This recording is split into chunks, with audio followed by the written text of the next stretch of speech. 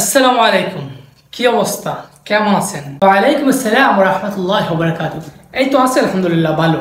শুনলাম আপনি নাকি বিদেশ যাচ্ছেন। জি, বিদেশে আমার প্রসেসিং চলছে, খুব শীঘ্রই চলে যাবো ইনশাআল্লাহ। তো কোন দেশে যাচ্ছেন?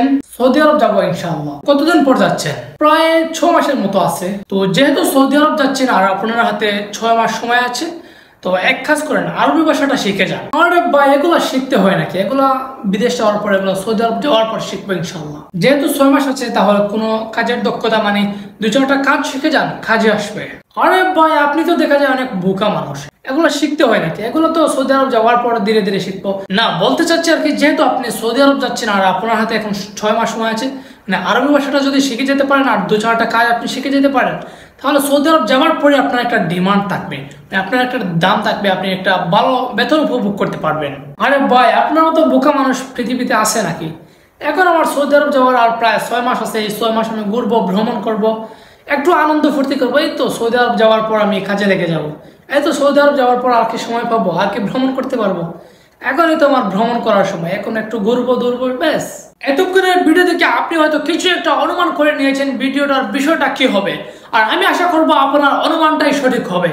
আপনি আমার ভিডিওর প্রথম থেকে শেষ অবধি পর্যন্ত দেখতে থাকুন, তাহলে বিষয়টা পরিষ্কার হয়ে যাবে আপনার সামনে।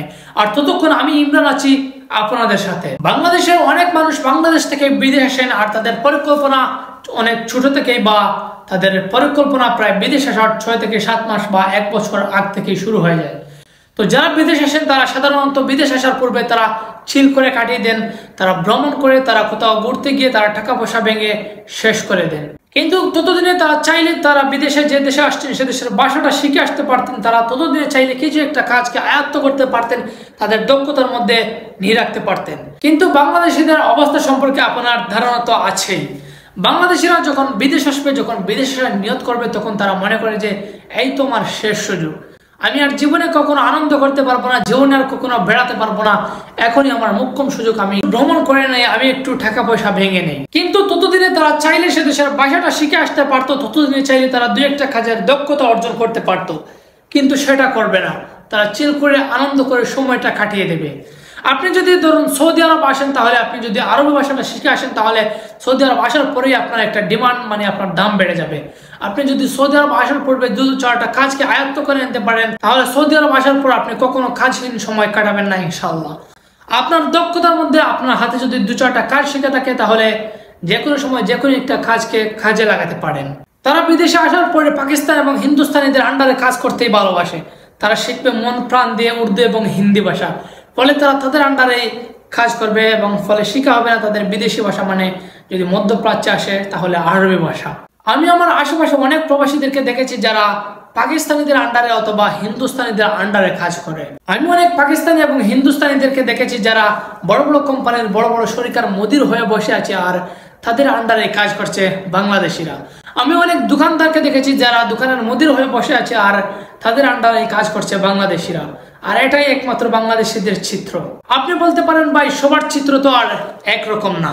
হ্যাঁ, আমিও এটা বিশ্বাস করি, সবার চিত্র একরকম না, কিন্তু বাংলাদেশিদের অধিকাংশদের চিত্র প্রায় এরকমই।